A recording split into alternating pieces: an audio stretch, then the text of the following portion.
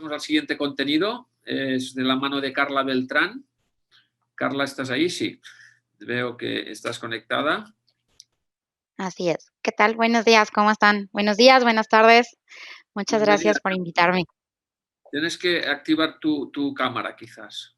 Dale, Ahora te vemos. creo que Bueno, ahí está. Carla Beltrán es IP Fleet Buyer para North American Region. Es ingeniero químico con más de 10 Correcto. años de experiencia en Procura. Procura es compras. Así es. Procurement, así es. Pues en compras, especializada en la industria automotriz, así como en desarrollar e implementar estrategias de renovación de flota en la región Norteamérica con la finalidad de minimizar impacto en costes. Pues contigo contamos para que nos expliques un poco cómo renovar flotas en tiempos de pandemia. Adelante, Carla. Dale, muchas gracias. ¿De acá comparto la pantalla o tú me ayudas con la No, presentación? mejor si tú sabes cómo hacerlo o Ah, compartir. sí, O si no, bueno, si no lo puedo activar yo. Pero bueno, Carla viene de la mano de AMAFA. AMAFA es la Asociación Mexicana de Administradores de Flotas. Ahora vemos ya tu pantalla, Carla, perfecto. listo. Pues nada, Pues eh, pues nada, muchas muchas gracias gracias. por aquí y a AMAFA por facilitarnos que ella nos pudiera acompañar. Gracias. Pues cuando escuchamos una renovación en un tiempo donde estamos en un contexto inesperado y con tanta incertidumbre, tal vez la primera respuesta y casi automática de la mayoría es no.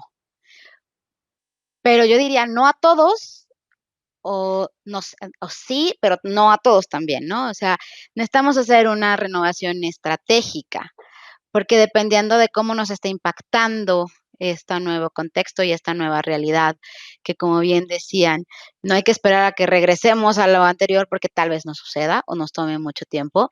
Me gustaría compartir con ustedes algunos de los criterios que considero son los fundamentales para ver qué sí renuevo y qué no voy a renovar. Cuando hablamos de una renovación es porque tengo un vehículo que voy a sustituirlo por uno nuevo. Y entonces, lo primero es, ¿qué voy a comprar? Y eso viene de las condiciones de la adquisición, o sea, de qué hay en el mercado. Es el mismo vehículo, pero solo voy a cambiar un año modelo. Y aunque sea el mismo vehículo, con la misma versión, decir, este paquete de características, tal vez ya es una nueva tecnología o contiene algunas otras cuestiones y características de seguridad pasiva o activa que antes no tenía. Entonces puede ser casi lo mismo, pero eso también tiene un valor agregado que dependiendo de cuál sea la visión de la empresa y las necesidades, podrían servir o ser un criterio más para la renovación.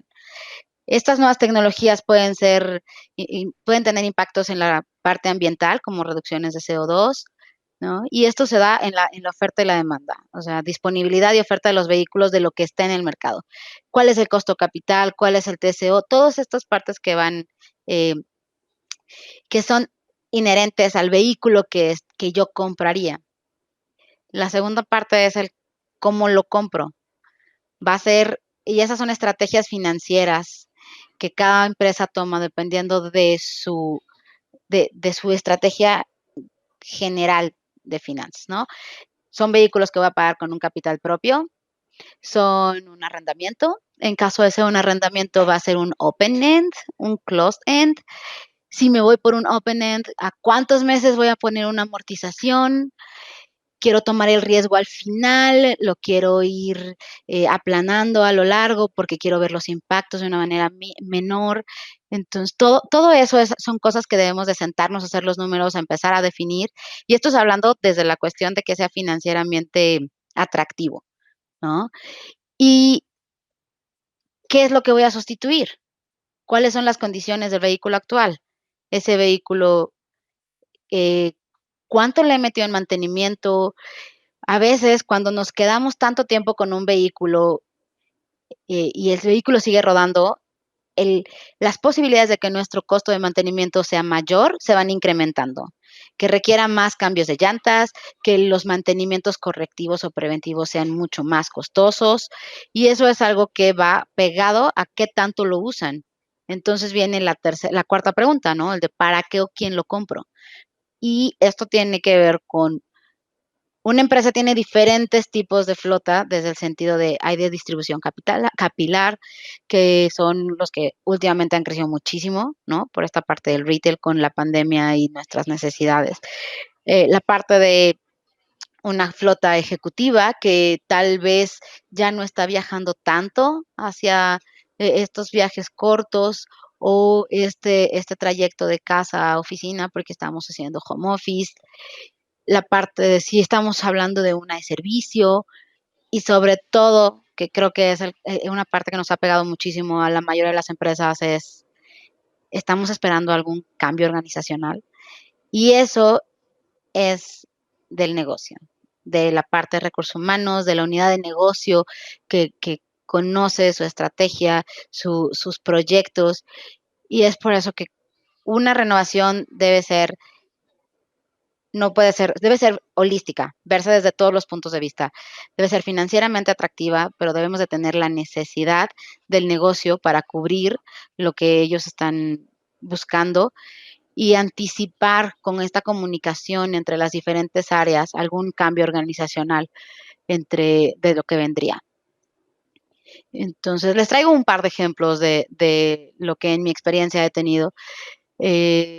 Hablando de Schneider, nosotros teníamos, la parte de servicios nunca paró, la parte de servicios no hizo home office, ellos seguían teniendo como prioridad llegar a los clientes, atender las necesidades del mercado y tuvieron un crecimiento, por lo que los kilometrajes que ellos tenían en promedio aumentaron.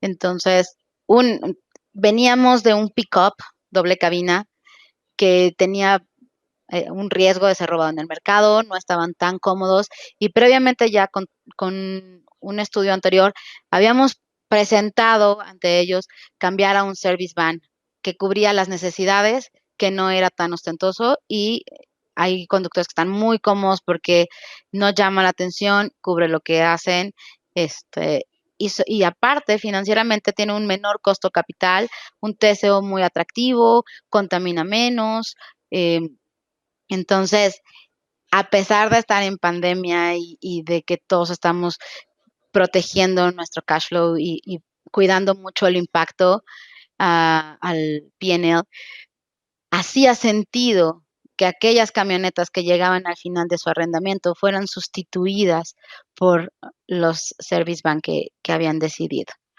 La renta mensual bajaba, el costo del mantenimiento de los primeros 12 meses de un auto versus el cuarto año de una camioneta eran menores, bueno, de la van contra la camioneta eran menores.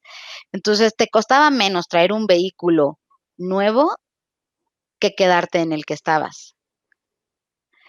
No se anticipa un cambio organizacional en la parte de servicios porque es una parte que ha seguido creciendo. Las camionetas que se detuvieron en este periodo, se, se dijo sí a la renovación. Por otro lado, tenemos una flota ejecutiva, donde la mayoría de los ejecutivos están teniendo home office, donde esta parte de ir a visitar al cliente ha cambiado mucho. Los clientes, la mayoría de los clientes no estamos y no están recibiendo visitas. La realidad virtual nos alcanzó mucho antes de lo que muchos habían anticipado y nos ha ido obligando a demostrar que se pueden tener juntas efectivas, se pueden hacer renegociaciones y el negocio sigue avanzando a pesar de no estarnos viendo. Entonces, esos autos que son sedán, que son estos, pueden ser sedán o SUVs, las camionetitas de pasajeros que tiene este sector, pues realmente estaríamos haciendo una renovación por cambio de año modelo y actualización, pero en un sector de la flota donde no esperamos que tenga un incremento en kilometraje. Entonces, ese tercer año donde el riesgo de que el mantenimiento aumente por el uso, pues se ve mitigado y se ve disminuido el riesgo, porque el uso ha caído pues dramáticamente, ¿no? Tenemos números donde, no en México, pero en Estados Unidos, el 80%, tuvimos un mes donde se cayó el kilometraje de la fuerza de ventas, 80%. Y de ahí se ha ido recuperando un poco, pero no ha llegado ni siquiera al 60% de lo que venían haciendo. Entonces, hablando si eso es en la parte de la fuerza de ventas, pues el sector ejecutivo todavía ha disminuido aún más el uso de sus vehículos. Es por eso que en este caso, muy puntualmente, pues no propusimos una renovación en las unidades. Eh, y la parte de la alternativa, o sea, porque es, okey, ya que no voy a renovar, y ahí depende de cómo esté cada caso en el financiamiento de cada empresa. Si no vas a renovar y es un auto que tuviste de compra propia, tal vez ya está depreciado completamente y simplemente es un activo que tienen ahí, y en algún momento tienen que sacar con algún costo que puede ser preferencial para el empleado, o, si es una renta mensual y tienes un close and lease, se puede extender el lease un par de meses dependiendo de lo que puedas negociar con tu arrendadora, y eso podría tener incluso un ajuste a la baja de la renta, o si estás en un open end lease, pues podrías llegar a la parte final o sea, lo que vas a seguir haciendo es seguir depreciándolo y llegar a un valor en libros menor, lo cual podría darte una ganancia mayor cuando lo vendas. Es decir, cada caso es único y cada situación es única. eh, y les traigo un par de recomendaciones que son las que personalmente me sirvieron. Analizar cada caso con la estrategia con base a las necesidades de la organización. Puntualmente es cuántos tipos o qué tipos de flotas tienes en el sentido de las necesidades del negocio, es decir, es una flota de distribución capilar, pues tendrán un cierto tratamiento. Es una flota ejecutiva para tu fuerza de ventas, para servicio. Entonces, segregar tal vez un poco en el sentido de las funciones y de ahí en qué tipos de vehículos tienes, ¿no? Una comunicación abierta y objetiva con las unidades de negocio, es decir, no hay una parte muy metida en la flota que es recursos humanos, porque llega a ser, aunque sea una herramienta de trabajo, tiene una percepción de que es una prestación. Entonces, simplemente es ser objetivos en dónde sí hace sentido, dónde no hace sentido, y holísticamente decidir qué sí se va a renovar o qué no se va a renovar. Porque si se toma una decisión unilateralmente por un no, puede tener un costo mayor o puedes tener, después de algunos meses te vas a dar cuenta que hay coches que estuvieron rodando muchísimo y pues ya llevas gastado el 60% de su costo capital en mantenimientos, ¿no? Porque no lo previste. O si dices que sí, sin hacer un análisis más profundo, pues tal vez vas a estar sustituyendo un auto de una persona cuyo puesto tiene una un futuro cambio en los proyectos que va a llevar y ya no tiene esa necesidad del auto. Entonces, la comunicación entre los diferentes unidades de negocio y los diferentes equipos es primordial. Nuevas opciones del vehículo o métodos de adquisición, no estar casado con un solo método. Siempre se ha hecho así. Nosotros siempre hemos comprado nuestros autos. Tal vez sea momento de revisar otra opción. No lo sé. Si es atractivo o no, pues los números lo dirán para ti o la situación o el contexto de tu empresa te lo va a decir. Y la parte de los vehículos, estamos en una situación muy interesante. Lo decía el ponente anterior, la electrificación y todas estas tendencias de nuevas tecnologías en los siguientes 6 años van a ser disruptivas. Hay una lista de las empresas que se han comprometido en ser 100% vehículos eléctricos para 2030, entre ellas está Schneider Electric, y tan solo lo que representan estas empresas, según Bloomberg, son 2.4, 2.7 millones de autos mundialmente. Entonces, eso, si nos vamos en cascada hacia atrás, pues lo que nos trae hoy día es cada vez más opciones en el mercado hacia esas necesidades.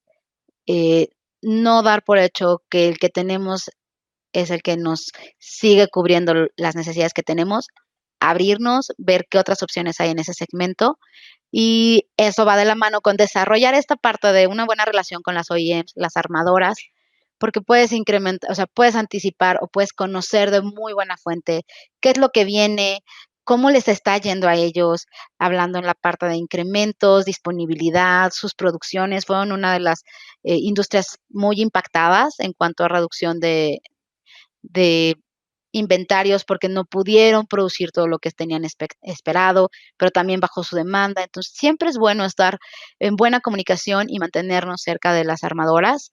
Y, por supuesto, la parte del TCO, no solo estamos hablando de un costo capital el TCO nos da una forma holística desde el punto de vista financiero, pero también esto es interesante porque lo puedes poner junto con el impacto ambiental.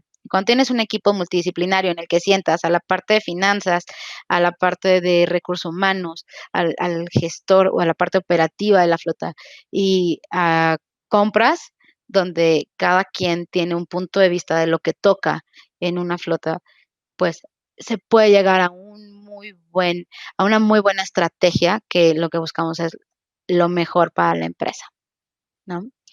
Pues eso sería todo por mi parte. Muchas gracias.